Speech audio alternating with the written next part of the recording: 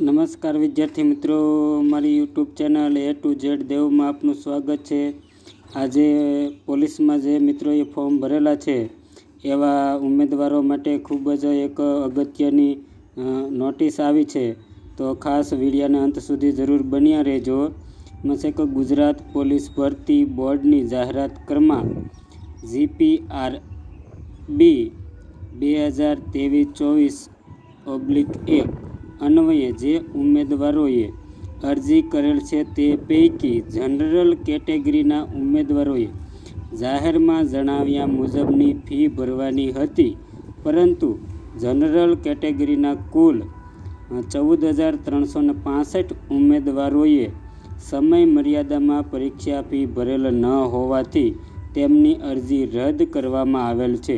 તો મિત્રો, ઓપન એટલે કે જનરલ કેટેગરીમાં જે મિત્રો છે અને જેણે ફી ભરી નથી એવા 14,365 ઉમેદવારોની અરજી રદ થયેલી છે। જો રદ કરેલ અરજીઓ પૈકી કોઈ ઉમેદવારે સમય મર્યાદામાં ફી ભરેલ હોય તો ફી ભર્યા અંગેની રસીદ ટપાલ કુરિયર મારફતે તારીખ 25/5/2024 સુધીમાં ગુજરાત પોલીસ ભરતી બોર્ડની કચેરી, બંગલા નંબર G12, સરિતા ઉદ્યાન સામે, સેક્ટર 9, ગાંધીનગર 38-2007 ખાતે મળે તે રીતે પુરાવો મોકલી આપો।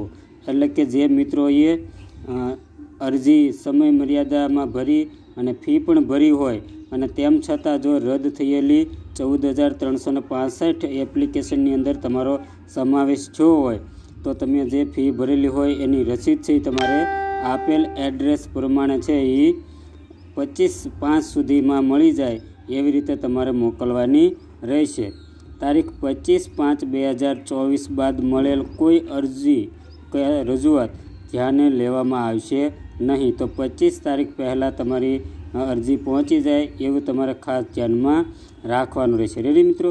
અને અરજી રદ કરવામાં આવેલ છે તેની યાદી જોવા માટે અહીં ક્લિક કરો, એટલે કે એની વેબસાઇટમાં તમે જશો અને નીચે તમે તમારી અરજી રદ થયેલી છે કે નહીં એ ખાસ ધ્યાન રાખવું। એટલે કે OBC SC STની કોઈ અરજી રદ થયેલી અહીં ઉલ્લેખ નથી મિત્રો, માત્ર ઓપન કેટેગરીના જે જનરલ કેટેગરીના ઉમેદવારો છે એણે છે 14,365 અરજીઓ રદ થયેલી છે।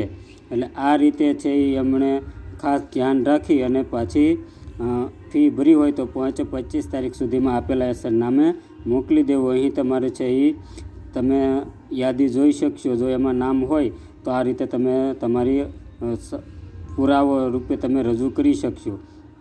અને જો તમે ફી ન ભરી શક્યા હોય, અરજી રદ થઈ ગઈ હોય તો મિત્રો હજી ઓગસ્ટ અને સપ્ટેમ્બરમાં ફરી પાછા પોલીસના ફોર્મ ભરાશે ત્યારે તમે પાછી અરજી છે એ કરી શકશો। એટલે જનરલ કેટેગરીવાળાએ ખાસ જોઈ લેવું, યાદીમાં તમારી નામ તો નથી નહીં। રેડી મિત્રો? તો વિડીયો ગમ્યો હોય તો લાઇક, શેર અને ચેનલમાં નવા હોય તો સબસ્ક્રાઈબ જરૂર કરજો।